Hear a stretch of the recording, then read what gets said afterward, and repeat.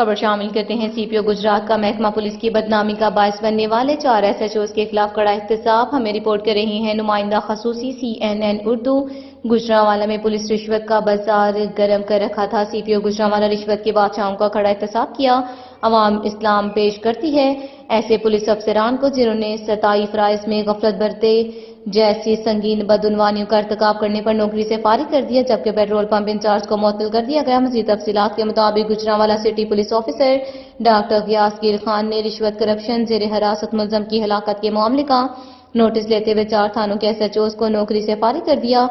City police officer کا کہنا ہے کہ محکمہ کی بدنامی کا باعث بننے والوں اس میں کوئی جگہ نہیں. ایس ایچ او تھانہ پیپلز کالونی ندیم خالدہ بھٹا کو 35 لاکھ روپے رشوت مانگنے پر نوکری سے فارغ کر دیا. ایس ایچ او باغبان پورہ لقمان بٹ کو زیر حراست ملزم کی ہلاکت پر نوکری سے فارغ کر دیا گیا. ایس ایچ او کھیالی سلیمان سلیم کو رشوت کا بازار گرم کرنے پر نوکری سے فارغ کر دیا گیا، جبکہ ایس ایچ او گرچاک رانا عادل اقبال کو بھی نوکری سے فارغ کر دیا گیا. انچارج پیٹرول پمپ سرفراز سکھیو کو معطل کر کے لائن حاضر کر دیا گیا.